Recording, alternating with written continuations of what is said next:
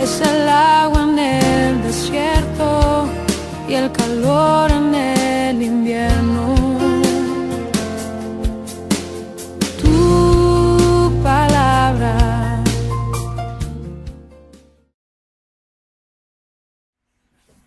Hermano, tengamos una palabra de oración. Padre, te agradecemos por el privilegio de estar juntos, de poder reunirnos, de poder estar humillados los corazones delante de ti, para poder oír también de ti el consejo, esa palabra tan necesaria, tal cual nos enseñó a orar el Maestro. El pan nuestro de cada día, dánoslo hoy. Anhelamos también este día que tú nos suministres de ese pan tan necesario. Padre, rogamos en el precioso nombre de nuestro Señor Jesucristo, que tu palabra haga aquello que anhela hacer en nuestros corazones, que tu Espíritu Santo nos guíe y que por sobre todas las cosas tú tomes el dominio y el control de nuestra mente, de nuestro corazón, aún de nuestros hijos, que aprendamos todo reverencia ante tu palabra, que aprendamos todo lo que es disciplina, lo que es la obediencia al estar delante de ti. Padre, en el nombre de Jesucristo, te pedimos que tú seas quien guíe cada una de nuestras palabras. Que así sea, te lo pedimos en el glorioso nombre de nuestro Señor Jesucristo. Amén. Gracias, Señor. Bueno, estuvimos compartiendo el día miércoles anterior que estuvimos acá, cómo el Señor tuvo esa piedad, esa misericordia con sus hermanos carnales. Él, en algún punto, su propia familia llegó a cuestionar la obra por la cual nuestro Señor Jesucristo había descendido. Sus hermanos en la carne, hablábamos de sus 4 hermanos. En su momento hablamos de Jacob, hablamos de José, hablamos de Judas y hablamos de Simón. Ellos eran hijos de José y María. Y a pesar de que vivieron con Jesús, a pesar de que tenían una relación familiar con Jesús, ellos no creían en lo que nuestro Señor era y en lo que Él tenía que hacer. A pesar de la incredulidad de sus propios hermanos y a pesar de que no eran parte aún del grupo de discípulos de nuestro Señor Jesucristo, aún así, en la hora de la ascensión, cuando el Espíritu Santo es derramado, Él no les negó el Espíritu a sus hermanos. Esa fue una tremenda misericordia del Señor, que cuando aún Él no estaba recibiendo honra en su propia casa, ni entre los suyos, Él aún así les dio de su Espíritu. Eso fue precioso, hermano. Fue, de alguna manera, eso nos representa, en algún punto nos representa para nosotros que nos consideramos la familia de Dios. Nosotros que decimos, probablemente, no por carne, ni por sangre, ni por voluntad de varón, sino que por voluntad de Dios, a los que creen en Él, les dio potestad de ser hechos hijos de Dios. Así que nosotros entendemos que somos parte de la familia de Dios, pero aún así, siendo parte de la familia de Dios, no le damos la honra que Él se merece. Y en cierto punto nos parecemos a los hermanos de Jesús, que siendo parte de su familia, no le daban la honra que Él se merecía. Pero aún así Él no les negó su espíritu. Así como tampoco nosotros no nos negó su espíritu. Y damos gracias al Señor por ello. Porque después el apóstol Santiago, él habla del glorioso Señor Jesucristo. ¿Se recuerdan que lo leímos? Nuestro glorioso Señor Jesucristo, alaba a Él. Y el apóstol Judas también, siervo de Jesucristo y hermano de Jacobo, decía. Ya no era hermano de Jesús, sino que era siervo de Jesucristo. Y eso es porque le dio de su espíritu a sus hermanos, y a nosotros también nos dio de su espíritu. A estos hermanos también nos metió en el discipulado, a nosotros también nos metió en el discipulado, ¿verdad? Entonces esos son caracteres importantes que merecen nuestra consideración. Y hoy también compartamos una escritura en el libro de Marcos, en el Evangelio de Marcos, allí en el capítulo 3.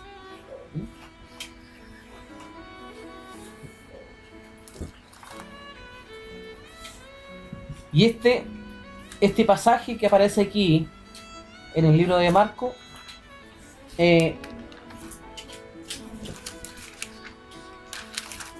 registra un escenario que en ninguno de los otros tres evangelios aparece.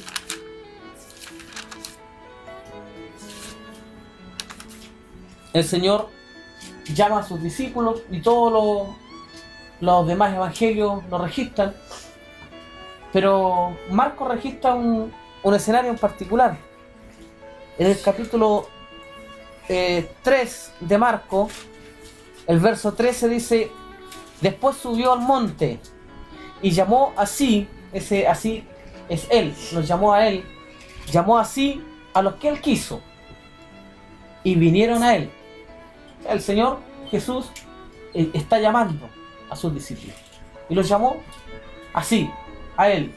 Y este verso que les voy a leer a continuación es el que registra solo el evangelio de Marcos, porque en los demás evangelios no aparece, y tiene una importancia preciosa, tremenda. Dice: y estableció a 12 que fueron sus cercanos, sus íntimos, sus discípulos, esos íntimos de los cuales sus propios hermanos no se introdujeron, no fueron parte, sino que todos lo miraron desde afuera, lo miraron desde lejos. En algún punto hablamos de que sus hermanos hasta lo tildaron casi de loco.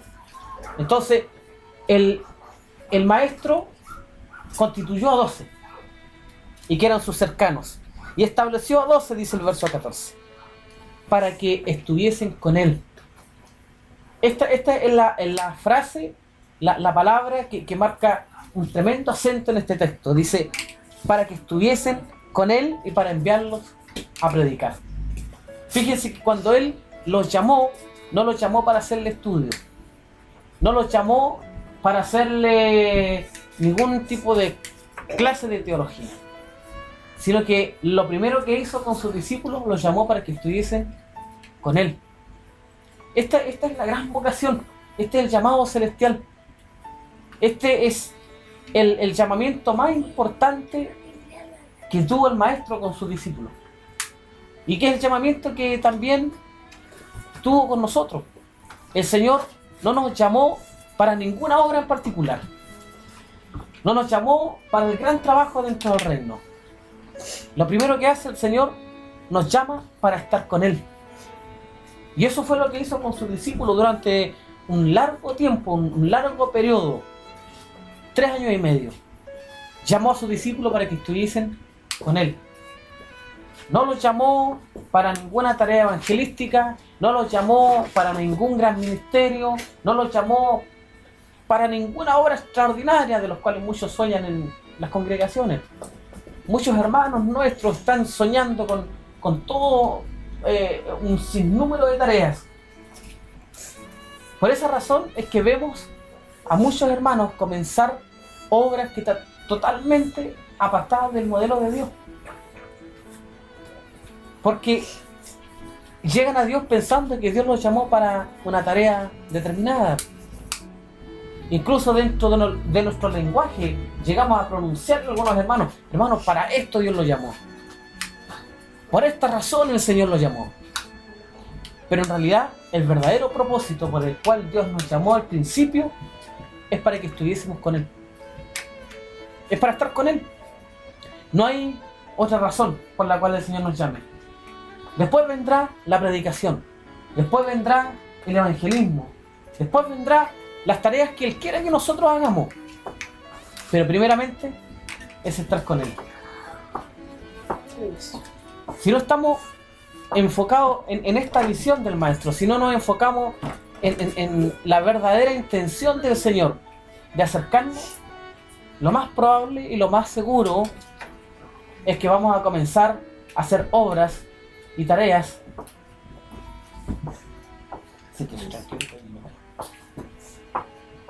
Vamos a comenzar a hacer obras y tareas de las cuales el Señor nunca nos envió a hacer. Lo primero es aprender a estar con Él el tiempo que el Señor estime necesario. Para los discípulos fueron 3 años y medio. En realidad no sabemos qué es lo que pasó, no se registra tan íntimamente las cosas que fueron aconteciendo mientras el Señor estuvo con sus discípulos. o mientras los discípulos estuvieron con él. Lo que sí entendemos es que hubo contemplación. Los discípulos lo miraron, aprendieron de él, hubieron afectividades, hubo disciplina, seguramente hubieron muchas cosas que arrancar, muchas cosas que quitar. Luego vino todo lo otro, después del Pentecostés, el Señor toma ese grupo de alguna manera selecto. ¿Por qué selecto? Porque primero estuvieron con Él. Hermano, nadie puede osar realizar alguna tarea si primero no ha estado con Él. No importa cuánta iniciativa tenga el hombre, no importa cuánta proactividad tenga la mujer, si no está primeramente con Él, va a ser una tarea totalmente probablemente apartada de la visión del Señor. Y en eso fracasan muchos hermanos, en ese intento de querer agradar a Dios, de querer ser útil para Dios. Pero lo primero es estar con Él, lo primero es conocerle a Él, lo primero es saber cuáles son sus verdaderas intenciones, cuál es la gran voluntad de Dios agradable y perfecta, como dice el apóstol Pablo. Es estar con Él, es oírle, es aprender de Él, estar en el secreto, es poder escucharle, poder aprender lo que es obediencia. Usted no puede aprender obediencia si primero no tiene ordenanza, si usted no ha oído a aquel que tiene que obedecer. Eva, por ejemplo, nunca oyó a Dios directamente. Nunca tuvo un trato con Dios antes de que incurriera en transgresión. Lo único que tenía Eva era el consejo de su esposo constantemente enseñando a su esposa, pero Eva no tuvo un trato íntimo con Dios. Y como no tuvo un trato íntimo con Dios, entonces no puede haber obediencia a alguien que no se oye. No puede haber obediencia a alguien que no se conoce. Entonces, como Dios nunca habló con Eva al principio y solo habló con Adán, entonces la serpiente no tenía autoridad sobre Adán para engañarle, para seducirle. ¿Por qué? Porque Adán tenía su oído cauterizado con la voz de Dios. Adán estaba sujeto a la obediencia al mandato de Dios. Por eso es que la serpiente astuta sabe a dónde tiene que apuntar. La serpiente sabe hacia dónde debe moverse. Y se va a mover hacia aquellos que saben que no han tenido intimidad con Dios, que no han estado con Él. El llamado de Dios, el llamado del Señor es que estemos con Él. El principio de nuestro discipulado es solo estar con Él, hermano. Es solo estar con Él. No es ninguna otra cosa. Es lo que enseña el mismo maestro con la parábola del padre y sus dos hijos, cuando habla del hijo que se fue de casa, que malgastó todo su dinero, pero sin embargo había otro que estaba en casa. Bueno, el que partió también volvió en otra condición, ya no era arrogante ni altanero como partió. El muchacho quería comerse el mundo a rebanada, ¿cierto? Quería probar todas las cosas que había en el mundo, para eso le pidió la parte de su herencia que le correspondía. Pero volvió sin ningún peso. Y volvió peor de como había salido. Con harapos, con trapos, ¿cierto? Con hambre, seguramente más flaco. Entonces, ese muchacho cuando vuelve a la casa de su padre venía con un objetivo. ¿Sabe cuál era el objetivo de ese muchacho? Trabajar. Como el último de los jornales. ¿Ve? En mi casa, dice, hasta el último de los jornaleros tienen un plato de comida. En la casa de mi padre hay abundancia de pan. Iré a la casa de mi padre, le pediré perdón. Entonces su objetivo era trabajar igual que cualquiera de los jornales para poder ganarse el sustento. Pero ¿qué es lo que hace el padre? El padre lo recibe, se lanza al cuello, lo besa, lo perdona, ¿ves? Luego manda a calzarle, le pone vestidos nuevos y le anilla su dedo como señal, como registro delante de todo lo que está. Este es mi hijo. El que se había perdido ha sido hallado. El que había muerto ha resucitado. Pero uno de los puntos importantes es que lo calzó. Le colocó calzado en sus pies. Y un esclavo no es calzado. Moisés se convirtió en esclavo de Dios cuando Dios le dijo: quita el calzado de tus pies. Entonces, quitarse el calzado es señal de esclavitud, es señal de servidumbre. A Josué también se le dice, quita el calzado de tus pies, a pesar de que él ya era un líder dentro del ejército de Israel. Él también tuvo que convertirse en esclavo y ser descalzado, en contraste a lo que le pasó al hijo pródigo. A él no se le quitó el calzado, sino que él se calzó primero, porque él no podía ser siervo si primero no estaba con él. Primero tenía que aprender a ser hijo.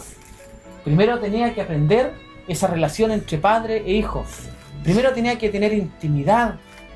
Primero tenía que conocer al que algún día sería su Señor.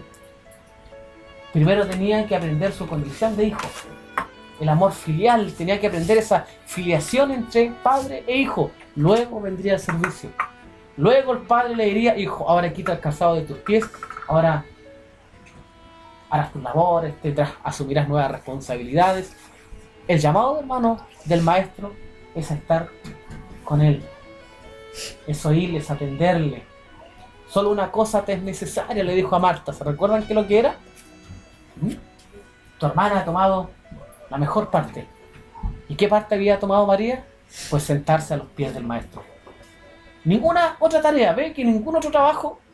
Marta afanada y turbada porque quería servir, atender. ¿Quién no quisiera agradar hacia el Señor? ¿En qué te sirvo, Señor? ¿En qué te soy útil? ¿En qué te agrado? Pero ¿cuál fue la respuesta del maestro? Marta, Marta, no te afanes, no te turbes. Lo único que tú necesitas es estar conmigo. Oírme. Tener intimidad conmigo. Mientras tú tengas esa intimidad, mientras tú tengas esa cercanía, después vendrá el servicio. Después vendrá la tarea. Lo mismo para nosotros, hermanos. Lo que necesitamos es estar con Él, oírle. Yo quiero ser un discípulo de Cristo. Ustedes también quieren ser un discípulo de Cristo. Pues para eso primero necesitamos estar con Él, oírle a Él, atender las cosas que Él nos vaya hablando. Leamos una escritura en Hebreos, capítulo 2.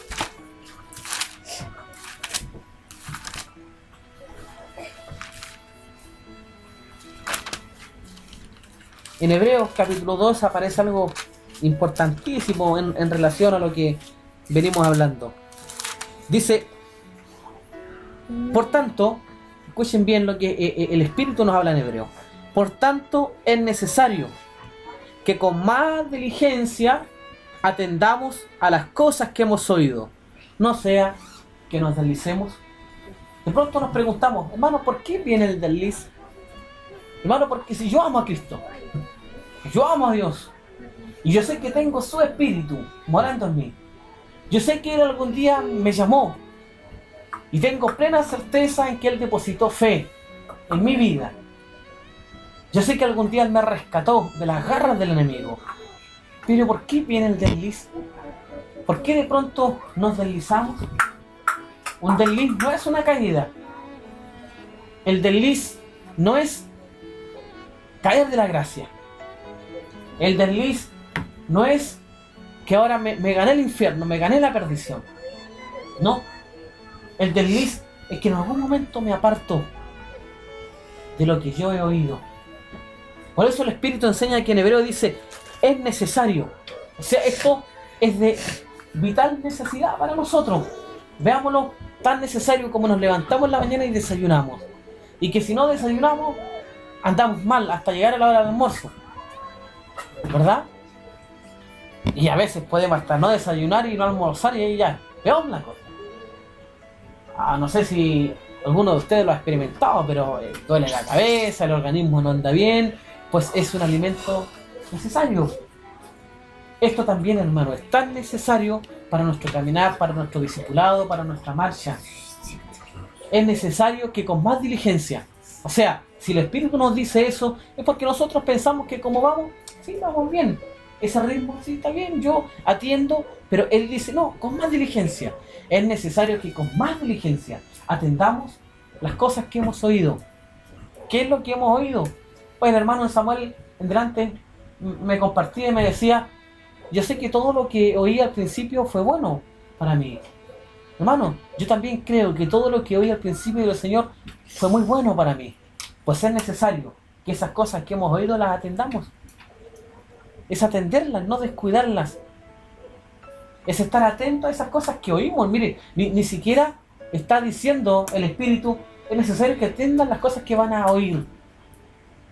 Sino que dice, es necesario que con más diligencia atendamos. Eso es, ahora, las cosas que hemos oído. ¿Usted ha oído del Señor? Yo también he oído del Señor. Y cada uno de nosotros ha tenido la experiencia de oír del Señor. Las palabras que Él nos ha concedido. El consuelo. La arenga muchas veces. La exhortación. A veces no ha sido grato. Pero es lo que hemos oído. Y hoy es necesario que atendamos a aquellas cosas. Porque si no atendemos a aquellas cosas, ténganlo por seguro, vendrá el desliz. Y el desliz es cosa terrible. Porque con el desliz nos volvemos indolentes. Con el desliz nos volvemos insensibles. Pensamos que todo está bien. Y no es así, hermano. Es necesario que estemos con Él. Es necesario que experimentemos profundamente una cercanía con el Señor. En la intimidad, en nuestras oraciones. El poder apartar un tiempo y estar con Él. Presentarle nuestra rogativa y nuestra gratitud. Y no solo en oración. Esto mismo, el poder estar en comunión. Damos gracias al Señor por el sentir del hermano Cristian y poder estar en su hogar. Esto nos hace bien. La comunión con el Padre, la comunión con el Hijo. Esto es lo que nosotros necesitamos. Y esto es estar con Él. Hermanos amados, el principio de nuestro discipulado no es ninguna tarea. El principio de nuestro discipulado no es ninguna obra en particular. Es solo estar con Él. Entonces, inclinemos nuestro corazón para estar con Él. No nos enfoquemos en ninguna otra cosa. Es que me falta madurez para esto. Es que no alcanzo a hacer esto otro. Hermano, es solo estar con Él. Preocupémonos solo de estar con Él. Así que, hermanos amados, si los discípulos experimentaron esta cercanía con el Maestro y fueron usados tan preciosamente, luego vino la predicación, hermanos, ellos llenaron la tierra con el Evangelio. No hay lugar en la tierra que no haya sido lleno del Evangelio. Y fue por boca y mano de estos 12 hombres que tuvieron cercanía con el Maestro. Ni siquiera les voy a decir para que hagamos toda esta obra, estemos cercanos a Él, porque Él nos llama primeramente para estar con Él y para luego enviarnos a predicar. Así que, hermanos amados, consideremos estas palabras. Si en algún momento nos sentimos bien, bueno, volvámonos. Si nos sentimos un poco apartados, volvámonos a Él. No nos estorbemos por cómo vuelvo, no nos estorbemos por qué es lo que hago, no nos estorbemos por en dónde encajo. No, solo estar con el Maestro. Luego vendrá el crecimiento, luego vendrá la prédica, luego vendrá la evangelización, luego vendrán las grandes tareas. ¿Sí? Primero estemos con Él. ¿Les parece, hermano? Es lo que nosotros necesitamos. ¿Sí? Oremos. Padre nuestro que estás en los cielos, te damos muchas gracias por esta instancia donde podemos estar en el hogar de nuestro hermano Cristian. Gracias por nuestro hermano Samuel. Gracias por los matrimonios, por la familia. Estamos contentos, Señor, de poder estar a los pies de tu palabra. Gracias, Señor, porque nos dejaste este registro en el Evangelio de Marcos. Tú llamaste a tus discípulos para que estuviesen contigo. Nosotros necesitamos eso también. Estar contigo, poder percibir esa cercanía. Humillar nuestros corazones de tal manera de que podamos convertirnos tus amigos, cercanos tuyos, hombres tan cercanos a tu corazón, a tu voluntad, que en algún momento tú también digas de nosotros, ya no los llamaré ni siervos ni esclavos, sino amigos. Padre, eso es lo que nosotros necesitamos, esa cercanía. Necesitamos que tú nos acerques cada día más, que tu Espíritu Santo nos enlace de tal manera que quites nuestra mente de una visión humana donde querramos alcanzar objetivos o metas dentro del Evangelio. Enséñanos a anhelar el estar solo contigo. Enséñanos la intimidad, enséñanos la cercanía, enséñanos esa fraternidad que necesitamos tanto. Padre amado, lo rogamos porque lo necesitamos. Lo necesitamos como discípulos, lo necesitamos como hijos tuyos. Guarda a cada uno de mis hermanos presentes. Guarda este hogar, que la paz de Cristo reine en este hogar. Guarda cada familia, cada mesa, cada despensa. Guarda a nuestros hijos. Llévate la enfermedad y la plaga lejos de nuestros hogares. Padre amado, bendice cada corazón, cada alma. Bendice cada espíritu que hoy estamos delante de ti, lo que pueden estar oyendo esta grabación. Padre eterno, guarda cada matrimonio en toda la tierra que son hijos tuyos. Guarda nuestra salida, nuestra entrada. Te lo pedimos, en ti esperamos y en ti confiamos, en el nombre de Jesucristo. Amén. Gloria a Dios. Amén. Gracias, Señor.